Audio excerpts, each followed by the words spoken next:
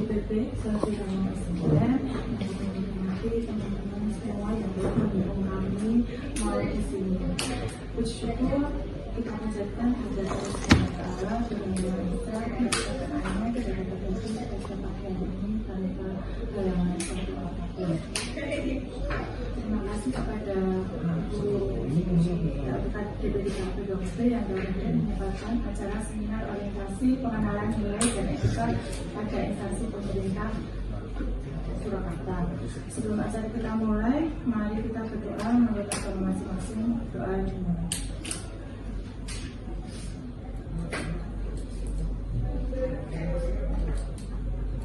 Doa selesai. Acara yang pertama sambutan dan arahan dari Ibu Kepala DPD-KP Purwakarta, Ibu Sri Astuti, SE, silakan.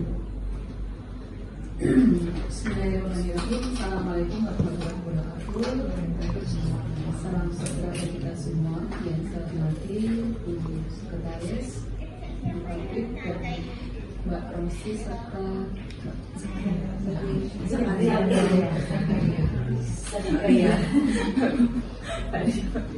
Mbak Zakaria yang hari ini akan memaparkan seminar hasil laporan dari orientasi pengenalan nilai dan etika pada Kota Surakarta, utamanya di lingkup DP3AP 2 ini merupakan langkah awal penjenengan berdua mengabdikan diri sebagai P3K. Harapannya apa yang Mbak Zakaria dan Mbak Rosi sampaikan nantinya bisa mengubah walaupun hanya sedikit, tapi saya memandang bahwa perubahan sedikit itu pasti akan berarti bagi perkembangan organisasi dan peningkatan kinerja organisasi apapun bentuknya, semoga makin bermanfaat. Dan yang kedua, walaupun ini hanya berupa masih merupakan seminar hasil ini, harapannya bisa diterapkan dan bisa dipakai nantinya. Mungkin dari saya satukan biar kita sama-sama bisa melihat apa yang akan dilakukan dan nanti bisa mencermati apa yang bisa ada yang kurang atau seperti apa biar bisa cermati, dan harapannya itu tadi bisa langsung dipakai dan bisa bermanfaat bagi organisasi. Assalamualaikum warahmatullahi wabarakatuh. Saya kembalikan ke Terima kasih Ibu atas arahannya. Langsung saja paparan peserta seminar, minimal 15 menit aja ya Mbak Oci. Ya, semangat. Bismillah.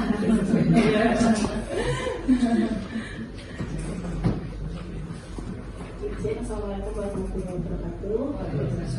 Salam sejahtera untuk kita semua. Saya ucapkan terima kasih kepada yang terhormat Ibu Kepala DPD-KP Surakarta, Ibu Sudah SE yang sudah berseluangkan waktunya untuk bisa menyaksikan seminar hasil laporan kami. Nanti Ibu Sekretaris DPD-KP Surakarta, Ibu Desa MAP, dan Ibu mentor saya. Terima kasih Bu, Ibu Sofira KR yang sudah membimbing saya mulai dari awal hingga terselesainya hasil laporan pada hari ini. Dan tidak lupa saya ucapkan terima kasih kepada teman-teman saya di bidang HBP dan DPD-KP yang sudah mendukung dan mensupport saya sepenuh hati sehingga orientasi ini berjalan lancar selama hampir 1 bulan. Kami orientasi disambi dengan bekerja, alhamdulillah lancar karena dukungan dan support dari teman-teman semua. Jadi, perkenalkan, nama saya Rosi Kristina Ayantari. Saat ini saya jabatan kami di DPD-KP adalah analis kebijakan ahli pertama di bidang kualitas hidup perlindungan perempuan DPD-KP Kota Surakarta. Nah, izin nih Pak, sebelum kita memasuki pokok pembahasan inti, izinkan saya untuk menjelaskan dulu judul yang kami ambil, yaitu implementasi suara dan aksi perempuan Purwakarta siap dalam mendukung program pemberdayaan perempuan pada perumahan keluarga berkualitas, tamak perempuan dan peduli anak KBP RPPA Kota Surakarta. Nah, Sebelum kita memasuki pembahasan ini, saya akan sedikit menjelaskan tentang latar belakang dari dasar pelaksanaan orientasi. Yang pertama yaitu Undang-Undang Nomor 20 Tahun 2023 tentang aparatur sipil negara, dilanjutkan PP Nomor 49 Tahun 2018 tentang manajemen pegawai pemerintah dengan perjanjian kerja atau PPPK, dan yang ketiga adalah pasal 31 Peraturan Lembaga Administrasi Negara Nomor 15 Tahun 2020. Instansi pemerintah wajib menyelenggarakan orientasi dari P3K. Jadi seluruh P3K Kota Surakarta wajib mengikuti orientasi tanpa terkecuali termasuk kami. Dan maksud dan tujuannya yaitu maksud pelaksanaan orientasi tersendiri adalah pengenalan tugas dan fungsi ASN dan pengenalan nilai dan etika pada instansi pemerintah. Tujuannya yaitu peserta mampu memahami program orientasi dan mengenal nilai dan etika instansi pemerintah. Kemudian peserta juga mampu mengaktualisasikan nilai-nilai dasar ASN dipakai. Untuk bab 2, kita pembahasan tentang nilai dan etika pada pemerintah Kota Surakarta. Seperti diketahui, pemerintah Kota Surakarta ini memiliki visi dan misi yang tertuang pada RPJMD Kota Surakarta dengan visi misi oleh wakil dan wali kota dan wakil wali kota yang terpilih. Untuk visi Kota Surakarta terbaru yaitu gotong royong mewujudkan Surakarta berbudaya, maju, sejahtera dan berkelanjutan. Nah, semangat gotong royong ini yang melandasi terwujudnya Surakarta yang berbudaya, maju, sejahtera dan berkelanjutan. Nilai ini mencerminkan kebersamaan dalam bekerja sama, menyelesaikan persoalan dan berbagi tanggung jawab secara kolektif sebagai satu kesatuan masyarakat. Dengan menanamkan gotong royong di semua aspek kehidupan, Surakarta dapat membangun harmoni sosial, nilai dan keberlanjutan sebagai identitas yang khas dan relevan dengan tantangan zaman. Dan ini misinya ada 5, yaitu misi pertama, misi kedua, misi ketiga, misi keempat, dan misi kelima. Jadi saya bacakan Ibu untuk mempersingkat waktu. Dan yang ketiga, yang menguasai bab 3 yaitu nilai dan etika organisasi, visi dan misi DP3P2KB Kota Surakarta, yaitu mewujudkan Surakarta sebagai kota budaya yang modern, tangguh, gesit, kreatif, dan sejahtera. Kemudian misinya meningkatkan kualitas dan daya saing pemuda dan masyarakat umum di bidang pendidikan, ekonomi, seni, budaya, dan olahraga. Kemudian ini ada program strategis dari DP3P2KB. Kita juga harus dituntut memahami program strategis apa saja yang ada di dinas yang kita duduki saat ini, yang antara lain adalah meningkatnya kesetaraan gender pemberdayaan perempuan dan perlindungan hak perempuan dalam mendukung pemberdayaan, produktivitas dan keunggulan masyarakat. Kemudian meningkatkan kualitas penyelenggaraan program bencana dalam mendukung pembangunan sumber daya manusia yang kreatif, unggul dan berbudaya maju. Memasuki pembahasan, inti pembahasan yaitu rencana dan hasil kerja P3K. Seperti kita ketahui, isu-isu prioritas saat ini di Indonesia yang saat ini juga dirasakan di Kota Surakarta itu adalah antara lain pemberdayaan perempuan di bidang kewirausahaan yang berperspektif gender, peran ibu dan keluarga dalam pengasuhan, penurunan angka kekerasan terhadap perempuan dan anak, penurunan pekerjaan anak, dan pencegahan perkawinan anak. Nah, semua isu-isu ini hulunya adalah perempuan berdaya. Karena jika kita tidak mempunyai perempuan yang berdaya, maka isu-isu ini pasti akan terus meningkat. Sehingga dengan keberadaan perempuan berdaya ini diharapkan dapat menekan atau menurunkan angka-angka isu-isu yang menjadi permasalahan di Kota Surakarta. Seperti kita ketahui, perhitungan indeks ketimpangan gender Kota Surakarta sudah keluar dari perhitungan Badan Pusat Statistik bahwa IKG Kota Surakarta di tahun 2024 ini mengalami peningkatan naik 0,14 poin dibandingkan tahun 2023. Ini menandakan bahwa kita semakin menurun menunjukkan perbedaan kesetaraan gender, sedangkan kita mengalami peningkatan dari tahun ke tahun, mulai dari tahun 2021 hingga 2024. Banyak yang mempengaruhi indeks ketimpangan gender itu ada 3 dimensi, yaitu dimensi kesehatan reproduksi, dimensi pemberdayaan, dan dimensi pasar tenaga kerja. Di dalam dimensi kesehatan reproduksi ini yang mempengaruhi adalah proporsi anak yang melahirkan, perempuan yang melahirkan di usia anak, yaitu proporsi perempuan usia 15-49 tahun yang melahirkan hidup pertama kurang dari 20 tahun. Ini merupakan dari perekapan registra atau rekomendasi pernikahan anak karena faktor kehamilan. Kemudian ada dimensi pemberdayaan. Kita mengetahui bahwa jumlah presentasi komposisi perempuan di parlemen mengalami penurunan daripada periode sebelumnya adalah 20% dan periode saat ini adalah 17,7%. Dan di masih pasar tenaga kerja pun juga kita lihat bahwa tingkat partisipasi angkatan kerja masih didominasi oleh laki-laki dan ketimpangannya juga cukup ada perbedaannya, yaitu TPA perempuan 55% dan TPA laki 78%. Dan untuk urutan Surakarta di kota Surakarta di 35 kabupaten kota, kita menduduki urutan nomor 5. Sebelumnya kita nomor 4, kita turun 1 peringkat. Jadi ini yang menjadi PR kita bersama bahwa jika kita tidak bergotong royong sesuai visi misi kota Surakarta, ini akan terus naik. Jadi kita membutuhkan kerjasama yang sinergi yang baik supaya indeks ketimpangan gender ini bisa terus menurun. Selanjutnya bab 4. Dari isu-isu tersebut kita ambil identifikasi isu. Yang pertama adalah kesenjangan gender. Masih terdapat kesenjangan gender dalam berbagai aspek seperti partisipasi dalam pembangunan dan pengambilan keputusan, kemudian pemberdayaan ekonomi, masih kurangnya akses terhadap modal bagi perempuan-perempuan yang ingin mengembangkan keterampilannya, kemudian ada koordinasi antar lembaga, karena di sini kita lihat koordinasi yang baik itu bisa memberikan efektivitas yang optimal, kemudian masih adanya kekerasan terhadap perempuan. Ini juga menjadi PR kita bersama. Kemudian Kota Surakarta sendiri sudah memiliki program yang sangat strategis, program yang sangat baik, dan program yang sangat cantik. Kita sebut dengan Guys Lurai Penak atau keluarga berkualitas kelurahan ramah perempuan dan peduli anak di 54 kelurahan.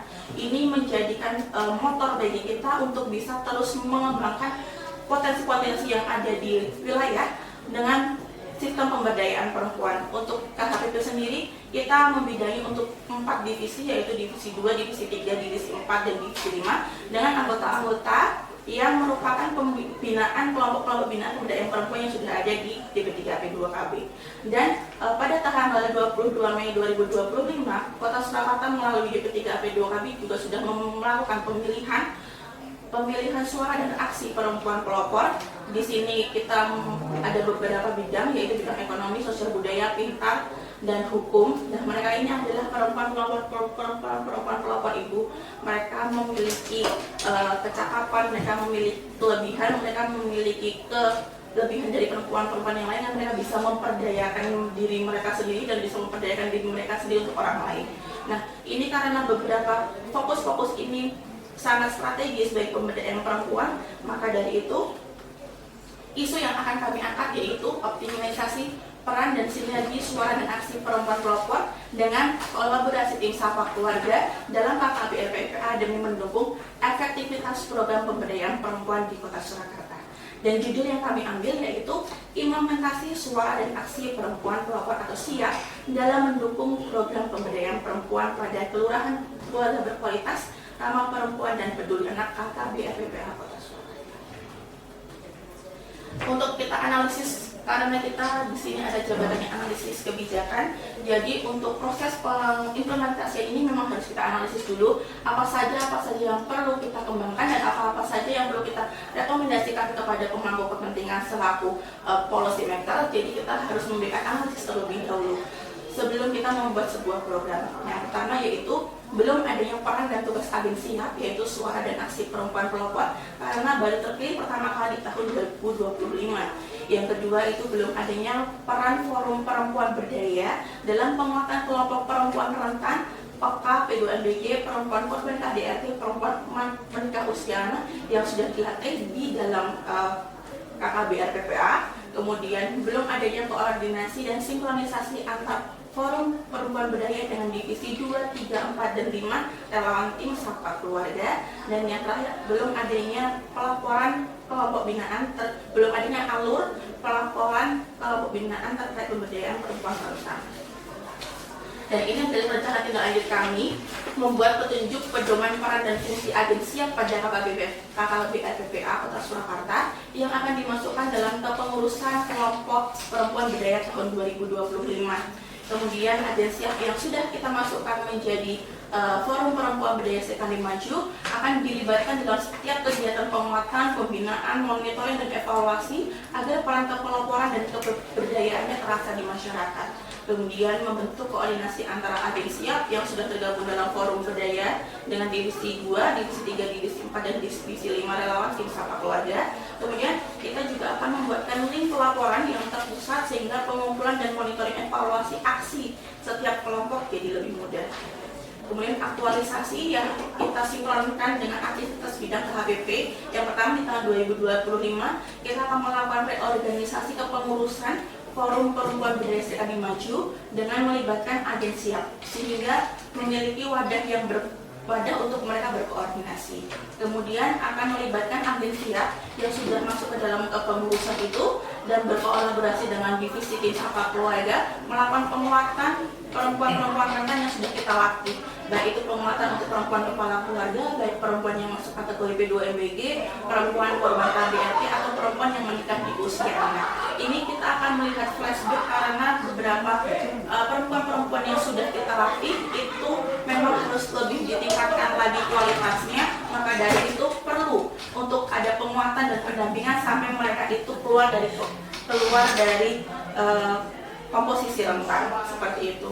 Untuk melibatkan forum yang ketiga yaitu melibatkan Forum Perempuan Berdaya Sekali Maju dalam BIMTEK sampai yang akan dilaksanakan pada semester 2 tahun 2025. Kemudian yang terakhir adalah semua pelaporan ini itu akan kita jadikan satu terpusat dalam sistem pelaporan presisi yaitu Perempuan Inspirasi Semua Lini. Dan ini adalah bentuk tugas dan peran perempuan berdaya dalam pemberdayaan perempuan pada KKB RPPA. Jadi tugas dan peran mereka yang utama adalah mereka harus bisa mengidentifikasi isu di lapangan, karena di kelurahan-kelurahan sendiri itu memiliki permasalahan-permasalahan yang berbeda. Di setiap kelurahan memiliki permasalahan isu-isu yang panas apa yang perlu diangkat, mereka bisa membantu untuk mengidentifikasi itu baik itu perkembangan tentang ekonominya, tentang pengasuhan anaknya ataupun tentang kekerasan. Ini nanti tugas mereka juga bisa membantu dengan divisi tim Sapa Keluarga sesuai dengan bidangnya. Kemudian mereka juga bisa memiliki tugas untuk melakukan advokasi dan pendampingan terhadap perempuan-perempuan rentan di kecamatan ataupun di kelurahan. Mereka juga bisa menjadi inspirasi dan keteladanan, menjadi panutan bagi perempuan lain, termasuk di bidang ekonomi kreatif dan UMKM. Mereka juga bisa bertugas menjadi penggerak perubahan, menciptakan lingkungan aman dan ramah bagi perempuan dan anak. Mereka juga tugasnya membantu untuk mengumpulkan data terpilah gender. Misalkan di POKA, kita bisa di setiap divisi itu pasti memiliki tugas untuk penyediaan data. Mereka juga bisa dapat membantu POKA-POKA ini itu bisa dilingkan untuk pelatihan apa, keterampilan apa sesuai dengan passion yang mereka masing-masing. Kemudian ada dukungan kebijakan. Mereka juga diwajibkan untuk mendukung setiap kebijakan yang sudah dikeluarkan oleh pemerintah Kota Surakarta. Kolaborasi, mereka memiliki tugas untuk berkolaborasi, bersinergi dengan pemerintah dan lembaga yang terkait. Kemudian kampanye dan sosialisasi, ini karena mereka merupakan influence atau mereka itu merupakan pengaruh di Kota Surakarta. Saya yakin mereka punya follower yang sangat banyak untuk media sosialnya, jadi mereka memiliki tugas untuk menyebarkan informasi tentang program hak perempuan dan anti kekerasan. Contoh aksi yang bisa diterapkan yaitu pelatihan keterampilan dan pengembangan UMKM untuk perempuan, pendampingan korban KDRT dan kegiatan pemberdayaan perempuan dan anak, edukasi hak perempuan anak di masyarakat, dan dengan peran aktif perempuan pelopor sesuai bidangnya, program ini diharapkan mampu meningkatkan pemberdayaan perempuan dan kualitas hidup perempuan di Kota Surakarta. Dan ini bentuk pelaporan terpusatnya. Kita nanti memiliki link dengan judul Presisi Surakarta, Perempuan Inspirasi Semua Lini Kota Surakarta. Mereka bisa setiap periode melaporkan aksi-aksi mereka yang sudah mereka lakukan di wilayah mereka masing-masing, dan kita juga akan lebih mudah untuk memantau untuk pelaporannya, dan juga bisa lebih mudah untuk melakukan monitoring dan evaluasi seperti itu. Nah, kesimpulannya adalah keberadaan perempuan pelopor Kota Surakarta sebagai agensi siap diharapkan secara efektif mendukung pemberdayaan perempuan KKB RPPA, khususnya dalam menghadapi tantangan kesenjangan gender dan memastikan perempuan mendapatkan manfaat yang setara dari pembangunan. Kemudian pemberdayaan perempuan melalui siap dan KKB RPPA berupaya meningkatkan kualitas hidup perempuan dan keluarga, serta menciptakan lingkungan yang lebih adil dan inklusif bagi semua. Implementasi siap dan KKB RPPA yang konsisten mendukung pemberdayaan perempuan diharapkan akan berpengaruh berpengaruh pada pembangunan Kota Surakarta. Kemudian yang penting adalah dilakukannya proses monitoring evaluasi yang terstruktur dan masif yang akan mempermudah perkembangan pemberdayaan perempuan di Kota Surakarta. Kemudian untuk sarannya, penting untuk memastikan bahwa keberadaan perempuan pelopor Kota Surakarta sebagai agen siap tidak hanya berfokus pada peningkatan ekonomi perempuan, tetapi juga memperhatikan isu-isu kesetaraan gender yang lebih luas, seperti akses terhadap pendidikan, kesehatan, dan keadilan.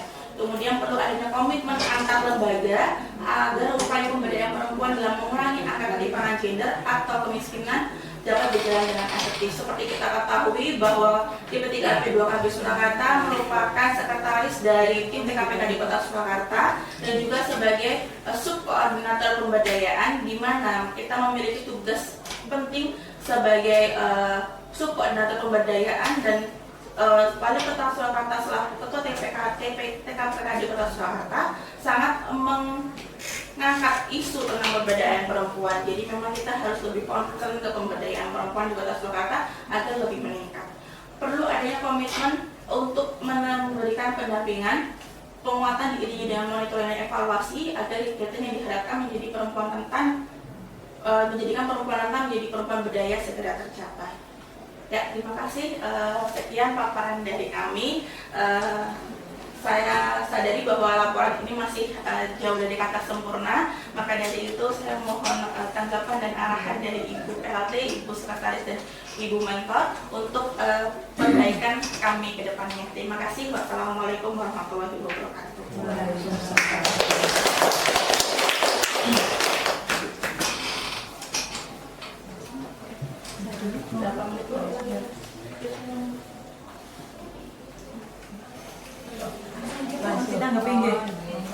Mbak Rosi, saya tadi apa yang sudah Mbak Rosi paparkan mendapatkan banyak gambaran terkait pemberdayaan perempuan dan peran perempuan.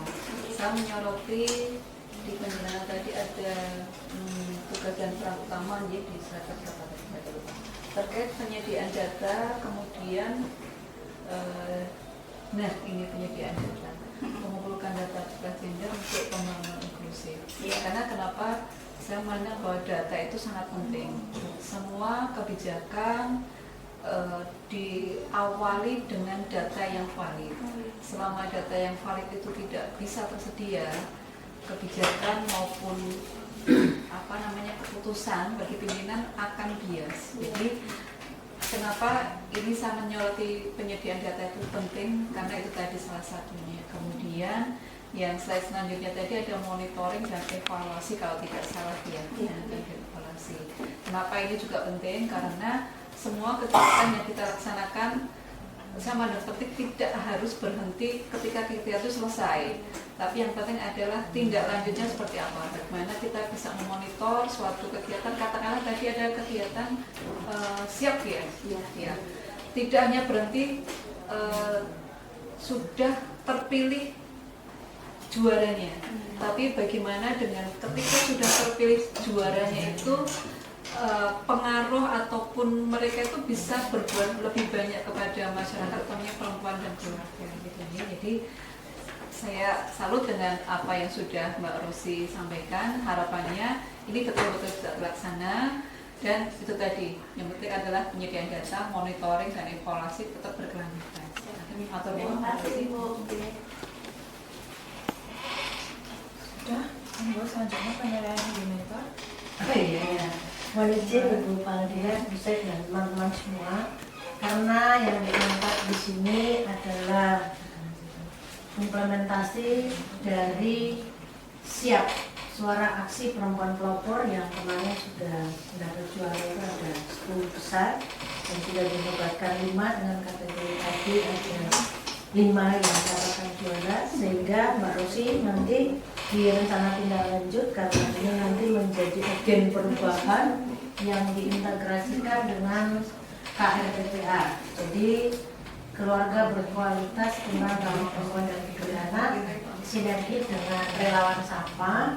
Jadi harapan sesuai dengan rencana tindak lanjut ini ada pedoman yang dibuat nanti segera di semester 2 ini jangka pendeknya ini harus terlaksana karena ada reorganisasi Forum Perempuan Berdaya yang sudah masa baktinya juga 2025 yang nantinya sinergi dengan Gender Champion dan Perempuan Siap yang menang, sehingga implementasinya akan kelihatan dengan agen perubahan jenengan nanti selaku yang mempunyai isu ini, berarti di jangka pendek sudah terlaksana dan tadi yang disampaikan Kepala Dinas, aksinya nanti dievaluasi pelaporan yang dikoordinasi melalui link tadi.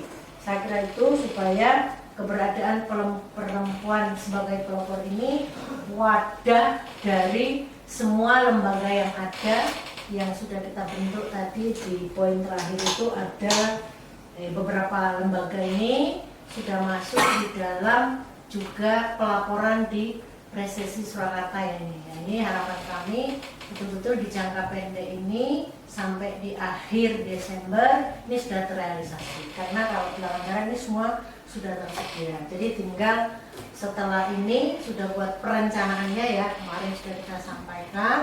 Nanti segera kita buat di bulan Juli untuk mereorganisasi Forum Perempuan Berdaya dengan melibatkan yang siap, termasuk relawan Sapa yang mungkin perwakilan di beberapa kelurahan yang sudah kita bentuk. Kemudian nanti tindak lanjutnya adalah evaluasi program bina mereka di kelurahan-kelurahan yang sudah ada relawan Sapa, karena 54 kelurahan sebenarnya sudah ada, tapi baru beberapa kelurahan yang belum dibintek. Mungkin itu, dan melibatkan juga dengan walaupun ini perempuan tetapi kita punya lembaga, kayaknya tadi kelewatan dari Garpubina ya, Gerakan Pria Peduli Perempuan dan Anak. Jadi saya lihat ada kelewatan satu ya, nanti dilengkapi karena itu binaan di bidang kami dan merupakan isu untuk